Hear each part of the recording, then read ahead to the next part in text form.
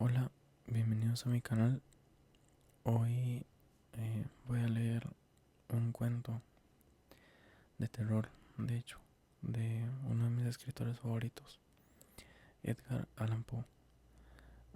Yo lo leía cuando estaba pequeño, de hecho, y me encantaban sus cuentos. Y no lo he vuelto a hacer, en realidad, no lo he vuelto a leer. He estado leyendo otras cosas.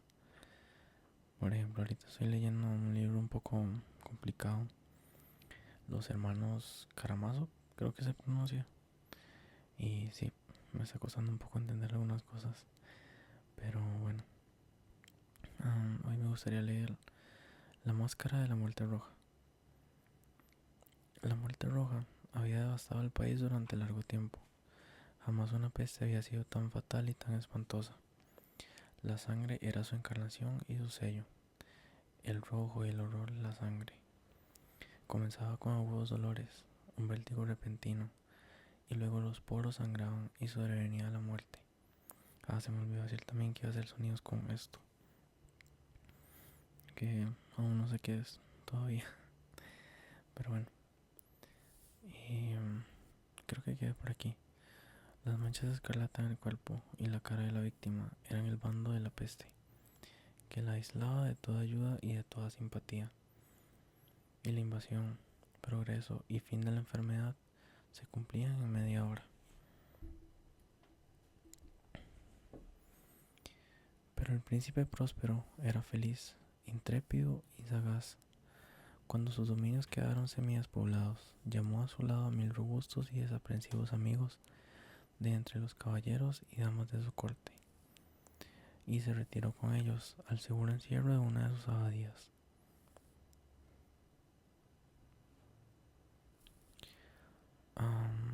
Me perdí otra vez. Por acá. A una de sus abadías fortificadas. Era esta de amplia y magnífica construcción, y había sido creada por el excéntrico aunque majestuoso gusto del príncipe. Una sólida y altísima muralla la circundaba. Las puertas de la muralla eran de hierro. Una vez adentro, los cortesanos trajeron fraguas y pesados martillos y soldaron los cerrojos. Habían resuelto no dejar ninguna vía de ingreso o de salida a los súbitos impulsos de la desesperación o del frenesí. La abadía estaba ampliamente aprovisionada con precauciones semejantes. Los cortesanos podían desafiar al contagio que el mundo exterior se las arreglara por su cuenta. Entretanto, era una locura afligirse o meditar. El príncipe había reunido todo lo necesario para los placeres. Había bufones, improvisadores, bailarines y músicos. Había hermosura y vino. Todo eso y la seguridad estaban del lado de adentro. Afuera estaba la muerte roja.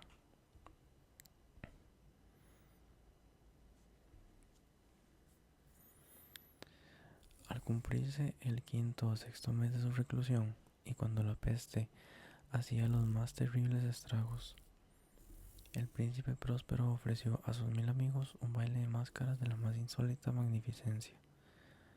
Aquella mascarada era un cuadro voluptuoso, pero permitidme que antes os describa los salones donde se celebraba. Eran 7, una serie imperial de estancias.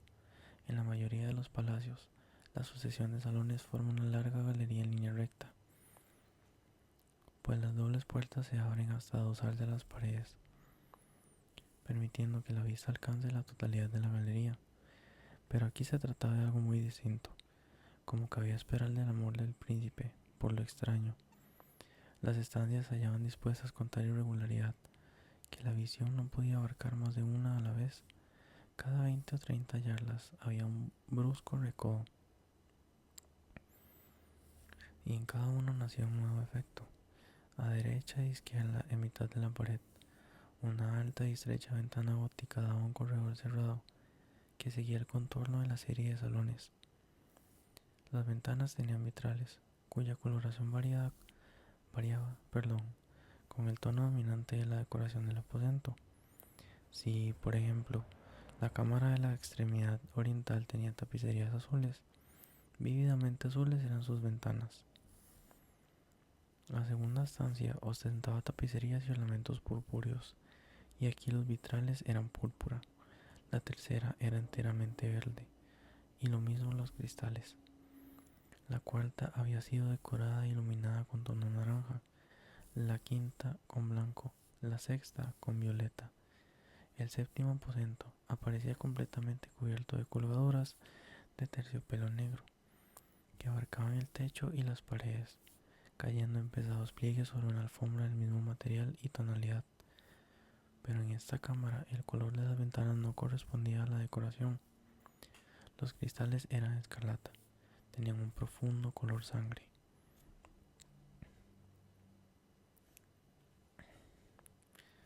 A pesar de la profusión de ornamentos de oro que aparecían aquí y allá o colgaban de los techos, en aquellas 7 estancias no había lámparas ni candelabros. Las cámaras no estaban iluminadas con bujías o arañas, pero en los corredores paralelos a la galería y opuestos a cada ventana se alzaban pesados trípodes que sostenían un guiño brasero, cuyos rayos proyectábanse a través de los cristales teñidos e iluminaban brillantemente cada estancia. Producían en esa forma multitud de resplandores tan vivos como fantásticos, pero en la cámara del poniente, la cámara negra, el fuego que, a través de los cristales de color de sangre, se derramaba sobre las sombrías colgaduras, producía un efecto terriblemente siniestro y daba una coloración tan extraña a los rostros de quienes penetraban en ella, que pocos eran lo bastante audaces para poner allí los pies. En este aposento, contra la pared del poniente, se apoyaba un gigantesco reloj de ébano. Su péndulo se balanceaba con un resonar sordo, pesado, monótono, y cuando el minutero había completado su circuito y la hora iba a sonar, de las entrañas de bronce del mecanismo nacía un tañido claro y resonante, lleno de música, mas su tono y su énfasis eran tales que a cada hora los músicos de la orquesta se veían obligados a interrumpir momentáneamente su ejecución para escuchar el sonido, y las parejas danzantes cesaban por fuerza sus evoluciones. Durante un momento, en aquella alegre sociedad reinaba el desconcierto, y, mientras aún resonaban los tañidos del reloj, era posible observar que los más atolondrados palidecían y los de más edad y reflexión se pasaban la mano por la frente, casi como si se entregaran a una confusa meditación o a un ensueño. Pero apenas los ecos cesaban del todo, livianas risas nacían en la asamblea. Los músicos se miraban entre sí, como sonriendo de su insensata nerviosidad, mientras se prometían en voz baja que el siguiente tañido del reloj no provocaría en ellos una emoción semejante. Mas al cabo de 60 minutos, que abarcaban 3600 segundos del tiempo que huye, el reloj daba otra vez la hora, y otra vez nacía el desconcierto, el temblor y la meditación. Pese a ello, la fiesta era alegre y magnífica. El príncipe tenía gustos singulares. Sus ojos se mostraban especialmente sensibles a los colores y sus efectos. Desdeñaba los caprichos de la mera moda. Sus planes eran audaces y ardientes. Sus concepciones brillaban con bárbaro esplendor. Algunos podrían haber creído que estaba loco. Sus cortesanos sentían que no era así. Era necesario oírlo, verlo y tocarlo para tener la seguridad de que no lo estaba.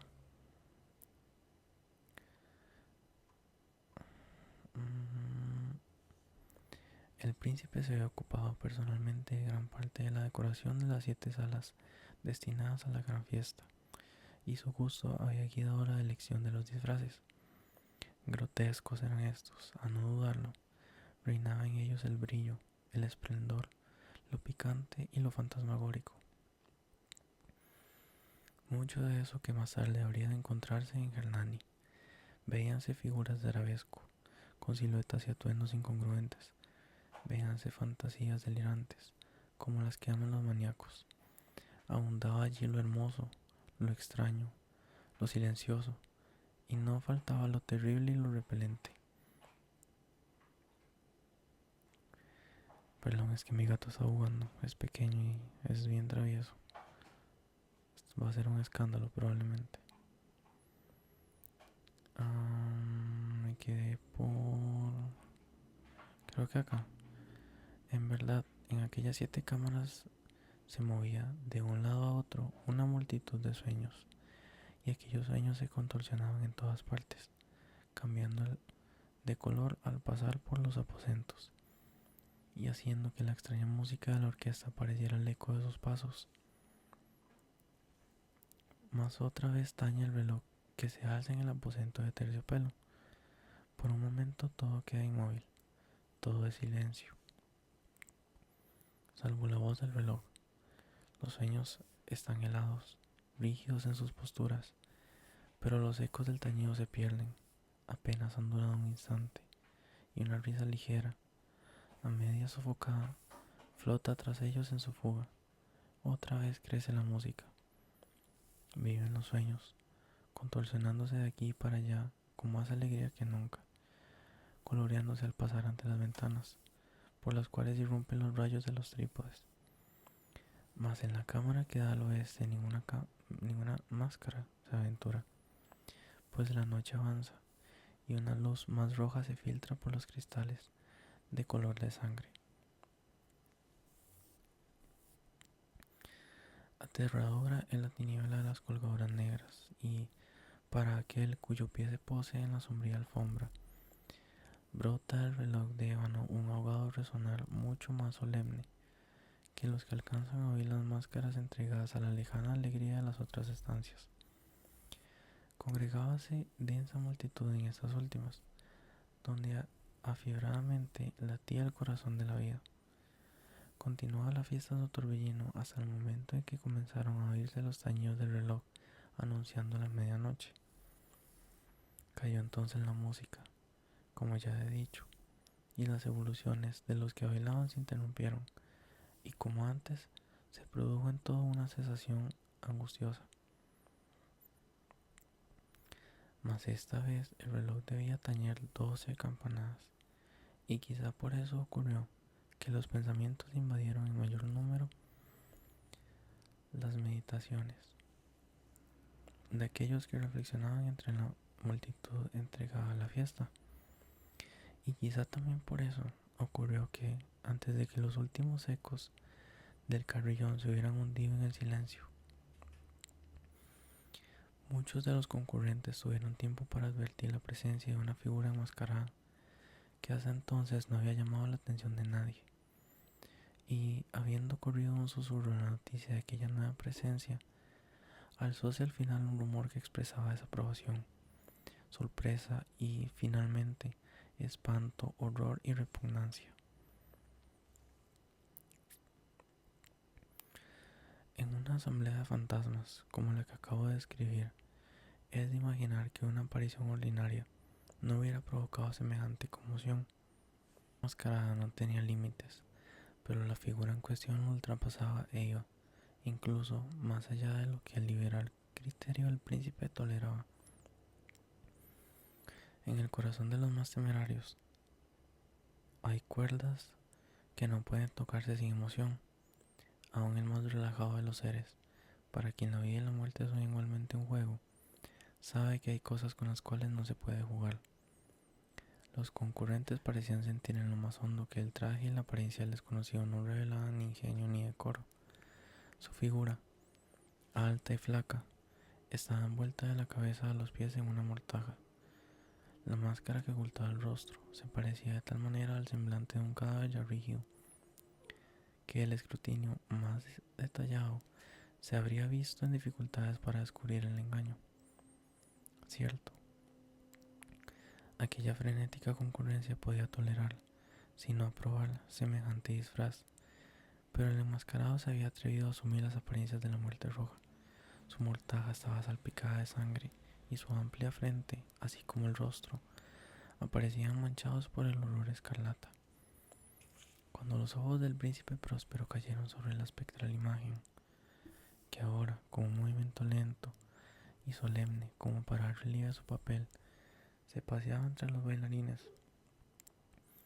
Convulsionóse en el primer momento con un estremecimiento de terror o de disgusto, pero al punto, su frente enrojeció de rabia. ¿Quién se atreve?, preguntó, con voz ronca, a los cortesanos que lo rodeaban. ¿Quién se atreve a insultarlos con esta burla blasfematoria? Apoderados de él y desenmascaradlo.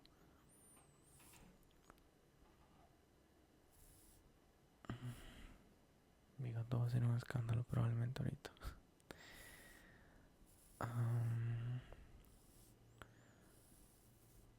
Sí, desenmascararlo. Para que sepamos a quién vamos a ahorcar al alba en las almenas. Al pronunciar esas palabras, el príncipe Próspero se hallaba en el aposento del este, el aposento azul. Sus acentos resonaron alta y claramente en las 7 estancias, pues el príncipe era hombre osado y robusto, y la música acababa de cesar a una señal de su mano. Con un grupo de pálidos cortesanos a su lado, hallábase el príncipe en el aposento azul. Apenas hubo hablado, los presentes hicieron un movimiento en dirección al intruso, quien en ese instante se hallaba a su alcance y se acercaba al príncipe con paso sereno y deliberado. Mas la indecible aprensión que la insana apariencia del enmascarado había producido en los cortesanos impidió que nadie alzara la mano para detenerlo, y así, sin impedimentos, pasó este a una yarda del príncipe, y, mientras la vasta concurrencia retrocedía en un solo impulso hasta pegarse a las paredes, siguió andando, ininterrumpidamente, pero con el mismo solemne y mesurado paso que desde el principio lo había distinguido, y de la cámara azul pasó a la púrpura, de la púrpura a la verde, de la verde a la anaranjada, desde esta a la blanca y de allí a la violeta, antes de que nadie se hubiera decidido a detenerlo. Mas entonces el príncipe Próspero, enloquecido por la rabia y la vergüenza de su momentánea cobardía, se lanzó a la carrera a través de los 6 aposentos, sin que nadie lo siguiera por el mortal terror que a todos paralizaba. Puñal en mano, acercóse impetuosamente hasta llegar a 3 o 4 pasos de la figura, que seguía alejándose, cuando ésta, al alzar el extremo del aposento de terciopelo, se volvió de golpe y enfrentó a su perseguidor. Oyóse un agudo grito, mientras el puñal caía resplandeciente sobre la negra alfombra, y el príncipe Próspero se desplomaba muerto, reuniendo el terrible coraje de la desesperación. Numerosas máscaras se lanzaron, al aposento negro, pero, al apoderarse del desconocido, cuya alta figura permanecía erecta e inmóvil a la sombra del reloj de ébano, retrocedieron con inexpresable horror al descubrir que el sudario y la máscara cadavérica que con tanta rudeza habían aferrado no contenían ninguna forma tangible. Y entonces reconocieron la presencia de la muerte roja. Había venido como un ladrón en la noche, y uno por uno cayeron los convidados en la sala de orgía manchada de sangre, y cada uno en la desesperada actitud de su caída. Y la vida del reloj de ébano se apagó con la del último de aquellos alegres seres, y las llamas de los trípodes expiraron, y las tinieblas y la corrupción y la muerte roja lo dominaron todo. Bueno, ese fue el cuento de hoy. Espero que les haya gustado.